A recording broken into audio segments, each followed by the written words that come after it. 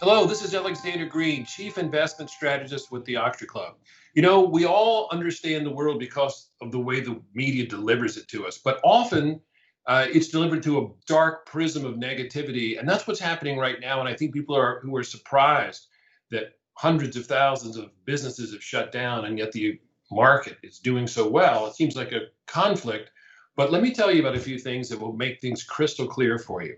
First of all, the media is intentionally or inadvertently distorting what's happening with the coronavirus pandemic. You know, we've heard that 7.5 million Americans have contracted the disease. That's almost certainly not true. In fact, the real number is something like 10 times that amount. It's probably close to 75 million people who've contracted the disease. We know that because there are at least 40% of the people are completely asymptomatic. And so you'll notice that it's 7.5 million confirmed cases, but those are only the people who've gone in and been tested and positively identified as having COVID-19.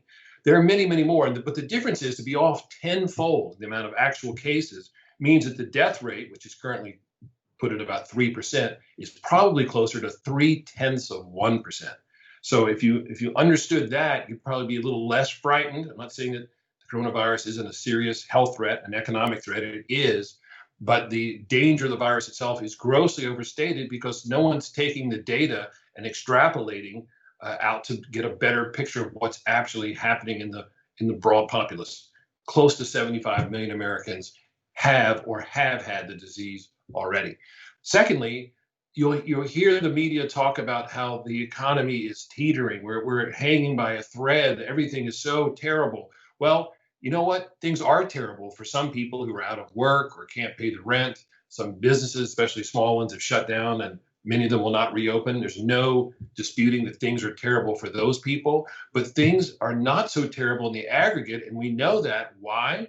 Because consumers are buying homes and cars and durable goods. And these are the kind of big purchases that people don't make unless they have some feeling of financial security and some optimism about the future. You don't go out and buy a new home if you're scared to death if you're going to have a job or whether you can make ends meet. And it's not just individuals.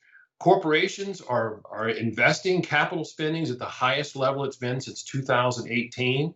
And businesses simply don't make those kind of investments in the future unless they too have a positive outlook on the future. So when you see that the stock market is going up and the IPO market is strong and companies are buying back shares and bond yields are backing up, those are all positive things that indicate better times ahead.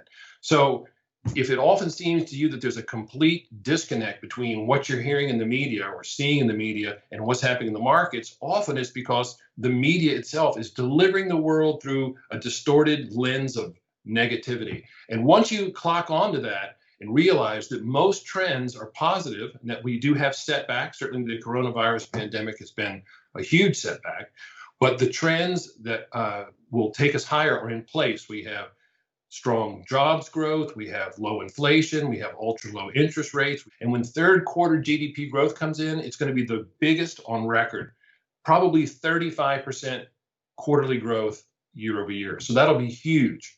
And that will also be a reason for the stock market to head higher. So think about what's happening from a broad standpoint. As I always say, follow the trend lines, not the headlines.